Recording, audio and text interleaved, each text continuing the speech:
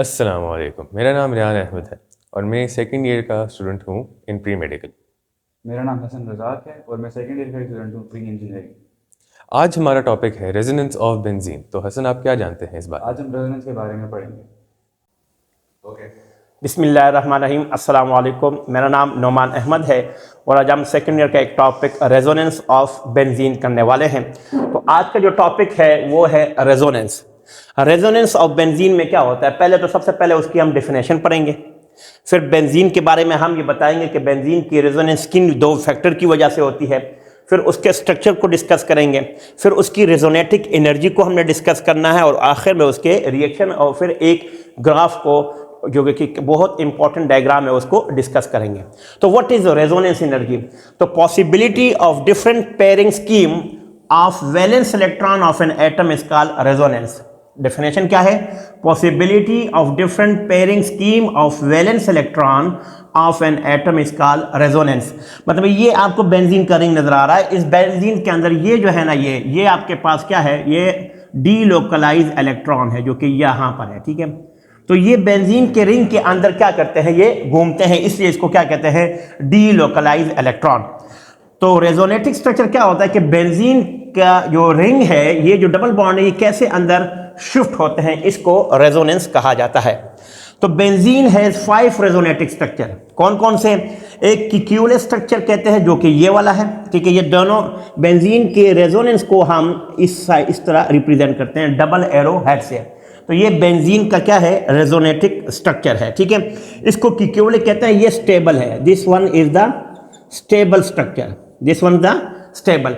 और ये जो स्ट्रक्चर है इसको देवर स्ट्रक्चर कहते हैं, ठीक है। इसके अंदर ये अनस्टेबल स्ट्रक्चर है, अनस्टेबल, ये भी इस तरह एग्जिस्ट कर सकता है लेकिन अनस्टेबल है क्योंकि इसके जो बॉन्ड 1, 2, 3 और 4 है ना, तो 1 और 4 के दरमियान जो डबल बॉन्ड है, ठीक है, तो इसमें गैप ज्यादा, इस वजह से ये अनस्टेबल है। जबकि यहां पे अगर हम देखें 1, 2, 3, 4, इसमें 2 और 3 के दरमियान जो है ना, ये गैप जो है ना थोड़ा सा कम है, इस वजह से ये वाले जो 3 स्ट्रक्चर है देवर स्ट्रक्चर, ये क्या है, अनस्टेबल है। तो ये स्टेबिलिटी के लिहाज से अगर देखा जाए तो किकेवल स्ट्रक्चर बहुत स्टेबल है और देवर स्ट्रक्चर जो है ये अनस्टेबल है। ये कैसे पता चलेगा? ये इन दो वजह से। Number 1, higher will be the resonance energy, higher will be the stability of molecule. जिसकी रेजोनेंस एनर्जी जितनी ज्यादा होगी उसकी स्टेबिलिटी उतनी ही ज्यादा होगी। तो higher the stability, higher the resonating structure. अब बेंजीन का ये स्ट्रक्चर देख लें। बेंजीन का जो फार्मूला है वो है C6H6। ये इसका बेंजीन का स्ट्रक्चर फार्मूला है, ये उसका मॉलिक्यूलर फार्मूला है, ये उसका क्या है, मोलर मास है। अब हम रेजोनेंस एनर्जी के बारे में पढ़ेंगे। अब हम पढ़ेंगे व्हाट इज रेजोनेंस एनर्जी। तो रेजोनेंस एनर्जी की दो डेफिनेशन है। सबसे पहले क्या है, the decrease in energy due to resonance structure is called resonance energy. एक तो ये डेफिनेशन है। दूसरी डेफिनेशन क्या है कि the energy difference between the calculated and experimentally determined heat of hydrogenation of conjugated system is called. यानी calculated और एक्सपेरिमेंटली वैल्यू का जो डिफरेंस है किसके अंदर, कॉन्जुगेटेड सिस्टम। कॉन्जुगेटेड सिस्टम क्या होता है, जहां डबल सिंगल का कॉम्बिनेशन होता है। जैसे ये देखिए, ये साइक्लोहेक्सीन है, जब अब एक डबल बॉन्ड है तो एक हाइड्रोजन ऐड करेंगे तो इससे क्या बनेगा, इससे बेंजीन का एक साइक्लोहेक्सेन का स्ट्रक्चर बन जाएगा। ये साइक्लोहेक्सेन, इसको कहते हैं साइक्लोहेक्सेन।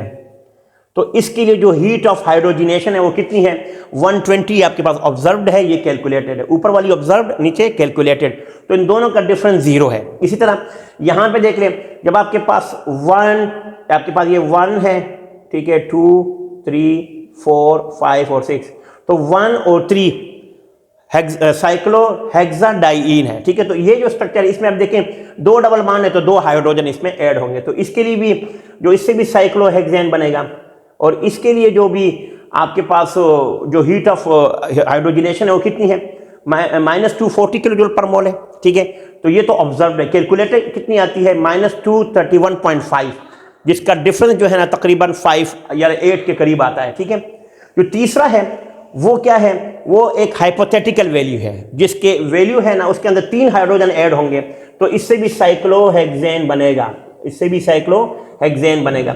तो इसकी जो वैल्यू है, देखिए ये आपके पास इसकी ये वैल्यू 360 जो है ना, ये ये ऑब्जर्व्ड है और -208 आपके पास क्या है, ये कैलकुलेटेड है। तो इनके दरमियान जो डिफरेंस आता है, देखें -360 से अगर हम -208 माइनस कर दे तो ये आ जाएगा -152 किलो जूल पर मोल, जो कि आपके रेजोनेटिक एनर्जी है। अब हम पढ़ेंगे chemical reaction of resonating energy of benzene. हम इसके केमिकल रिएक्शन पढ़ेंगे और उसका एक ग्राफ हम डिस्कस करेंगे। सबसे पहले तो केमिकल रिएक्शन क्या होता है, देखो ये साइक्लोहेक्सीन है, तो इस डायग्राम से पहले समझ लें ये साइक्लोहेक्सीन है। देखिए ये साइक्लोहेक्सीन है, इसके एक बॉन्ड को तोड़ने के लिए आपको एनर्जी चाहिए -120, ठीक है। यानी इसके साथ जब 2 हाइड्रोजन को ऐड करेंगे तो इससे ये बनेगा। इस तरह 1,3 साइक्लोहेक्साडाइईन के साथ अगर 2 हाइड्रोजन को ऐड करेंगे तो इससे ये बनेगा, ठीक है, साइक्लोहेक्सेन बनेगा। इसी तरह अगर इसके साथ हम 3 हाइड्रोजन को ऐड करेंगे, इसका नाम है 135, ये एक हाइपोथेटिकल वैल्यू, ये बेंजीन नहीं है, ठीक है, तो ये एक हाइपोथेटिकल स्ट्रक्चर है। इसके अंदर ये 3 हाइड्रोजन को ऐड करेंगे तो ये साइक्लोहेक्सेन में कन्वर्ट होगा। तो देखें इसके लिए 120 एनर्जी चाहिए, इसके लिए -240, इसके लिए -360 चाहिए, ठीक है। तो लेकिन जब हमने ये सारी जो वैल्यू है ये आपके पास वो वैल्यू है जो कैलकुलेटेड है, लेकिन जब हम इसको लेबोरेटरी में लेके गए हमने ऑब्जर्व किया इसकी जो वैल्यू थी वो क्या थी, -208 किलो जूल पर मोल, ये वैल्यू हमारे पास है। अब जो इसकी हाइपोथेटिकल से या माइनस करेंगे तो ये वैल्यू बन जाती है -360 और माइनस क्या था 208, तो ये आपके पास बन जाएगी 152 किलो जूल पर मोल। ये आपके पास रेजोनेट एनर्जी है, रेजोनेंस एनर्जी, ये आपके पास क्या होगी, रेजोनेट एनर्जी। इसके स्ट्रक्चर देख ले, देखिए जरा, ये साइक्लोहेक्सीन के अंदर जब 2 हाइड्रोजन ऐड करेंगे तो इससे साइक्लोहेक्सेन बनेगा, ठीक है। इसी तरह इसके अंदर जब 1,3 साइक्लोहेक्साडाइईन के अंदर जब 2 हाइड्रोजन ऐड करेंगे तो इससे साइक्लोहेक्सेन बन जाएगा, ठीक है। इसी तरह अगर इसके अंदर हमने 3 हाइड्रोजन ऐड करेंगे तो इससे भी साइक्लोहेक्सेन बन जाएगा। ये सारे साइक्लोहेक्सेन है, ठीक है, साइक्लोहेक्सेन, ये एक स्ट्रक्चर, इसका भी साइक्लोहेक्सेन है और इसका नाम भी साइक्लोहेक्सेन है। अब देखो जब आप साइक्लोहेक्सीन से साइक्लोहेक्सेन बनाते हैं तो कैलकुलेटेड वैल्यू 120 और ऑब्जर्व कितनी है 120, तो डिफरेंस 0 है। यहां पे देख लें जब आप 1,3 साइक्लोहेक्साडाइईन से आप साइक्लोहेक्सेन बनाते हैं तो आपके पास जो कैलकुलेटेड वैल्यू 240 है, लेकिन ऑब्जर्व कितनी होगी 231, इनका जो डिफरेंस है वो तकरीबन 8 तक आ जाता है, ठीक है, यानी 231.5 है। और इसी तरह जब 135 साइक्लोहेक्साडाइईन के साथ जब आप 3 हाइड्रोजन को ऐड करते हैं तो इसकी कैलकुलेटेड वैल्यू 360 और ऑब्जर्व वैल्यू जो है ना वो -208, इन दोनों का जो डिफरेंस होगा वो कितना है 152 किलो जूल पर मोल, जो कि रेजोनेटिक एनर्जी है।